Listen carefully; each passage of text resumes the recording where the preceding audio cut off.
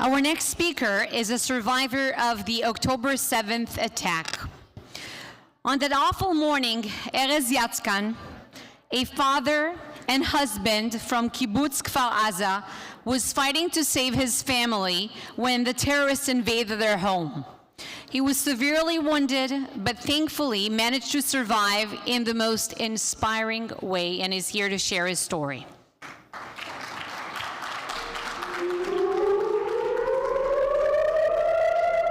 After 6 in the morning, we woke up by the alarm of the Iron Dome. I was with my wife and my daughter inside the safe room. And then after a few minutes, we start hearing Arabic shouting outside of our home. And we immediately understood that we are in a totally different story now.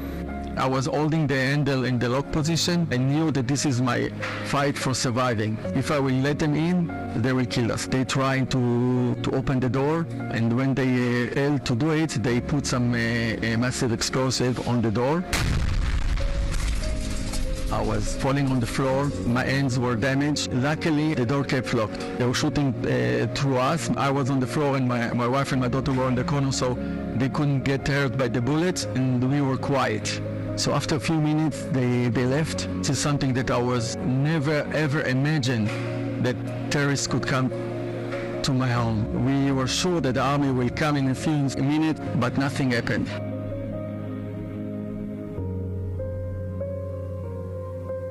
My wife and my daughter were focusing how to save me. They were sending a lot of messages to everyone that they could. I remember I was asking my daughter to put something to stop the bleeding. The only thing that she could take is the wire of the charger of the mobile phone, and took 2 hours till we hear some noise outside of our home. It was a few soldiers fighting with the terrorists. The only thing that they could do, throwing to us a kit to hold the blood. They asked some medical care to get inside and help me to put it on the end, and he stayed with us. They contact some of the doctors from Hadassah Hospital, and they told my wife she need to bring me some sugar and water. So she jumped out of the window. She was not bothering if there is terrorists or not, and this is what I was drinking, trying to stay awake.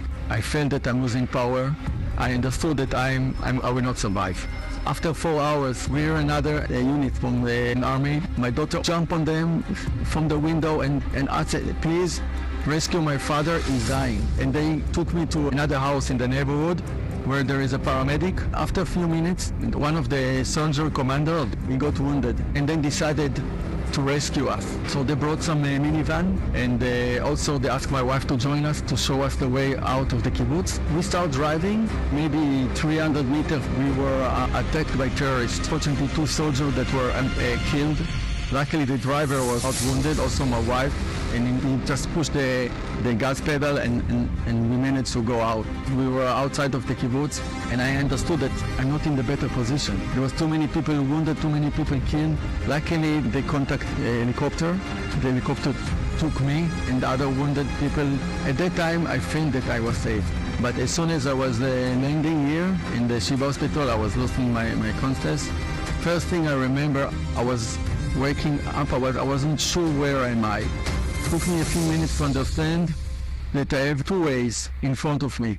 One is the easy way, start feeling sorry for myself. The other way was the most difficult way, is start the journey of recovery. I choose this way because I have this wonderful platform that Shiva provides me that involves a lot of love and support from the doctors around me, the nurses, and they give me this hope and help me to achieve this goal. I had till now 9 surgeries, and every surgery brings you back. And part of this journey was also in the rehabilitation department. They taught me and they showed me how to start moving my hand. There's a lot of pain involved, but here in Shiva it's amazing what they provide you. Working with clay, it gives me some power, mostly mentally than physically. This hydrotherapy is wonderful. So there's a big platform that Shiva provides me that helped me and start preparing myself to the life after. And I never felt sorry for myself, mostly because of the good energy that I got from the surrounding team that was around me. I was lucky that I have Dr. Steinberg that gave me the best medical equipment to rescue my hands. And I remember Dr. Steinberg asking, how are you feeling? I was, we are running forward. I said, we will run forward. He was really serious about it. In that time, I was barely walking. 2 months later, he reminded me, Erez, the day arrived, we're gonna run, and we're gonna run it in Kfar Aza. All the nurses and doctors from the department came to the kibbutz, and we were running 5 kilometers. For me, it was a big, big victory.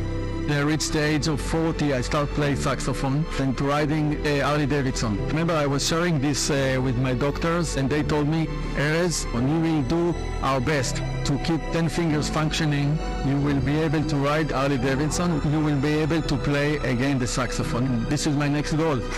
If I'm looking backward on the journey that I was doing, first of all, I'm feeling proud of myself.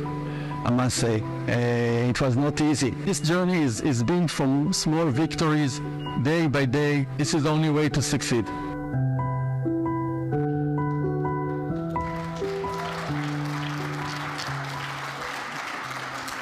Thank you.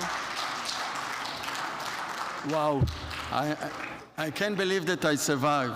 Actually, I tell this story, I already told this story 100 times. And every time I ask myself, how did I survive this terrifying day? It must be an end of God that sent all those miracles that you just saw, that keep me alive. The door that was not open after the explosive, my family that took care of me, the soldier that rescued me, and the helicopter that took me to Sheba. And Sheba is one of the miracles that I was facing, because the helicopter could take me to every other good hospitals in Israel, and there are good hospitals in Israel. But I remember that I opened my eyes, as you saw in the movie, and I have to choose the easy way down or take the hard way up. I choose the hard way of recovery. It's not easy, but it's the only way.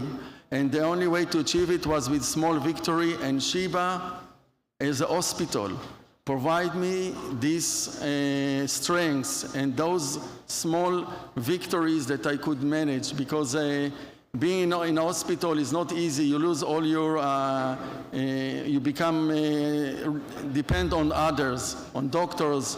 And the department of end surgery is a part of the Sheba. Give me those miracles. You saw the way that they ran with me in the kibbutz Kfar Aza, in the same place that 64 people were murdered. Few months before, I was running, and for me it was a big, big victory. Every day that I was there, they taught me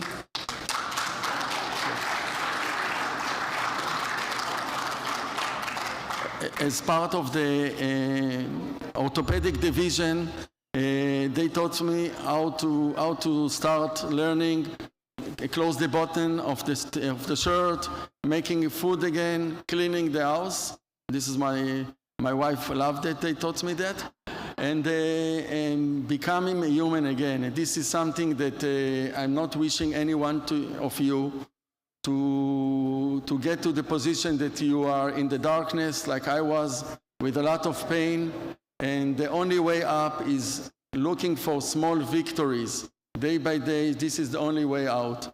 Second thing that I want to say is that hopefully you will get the same hospital that I was, and the support that I got from the doctors that give me this strength.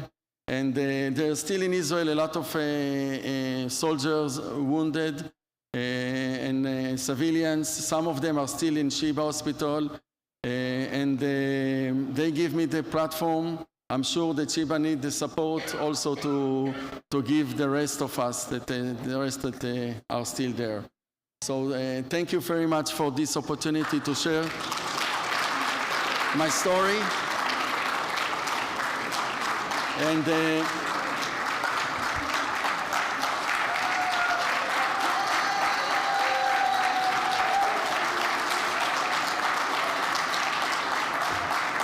And for the ones of you who question about where I'm gonna be in a few years, I'm planning to come back to Kibbutz Kfar Aza, to the place I used to live,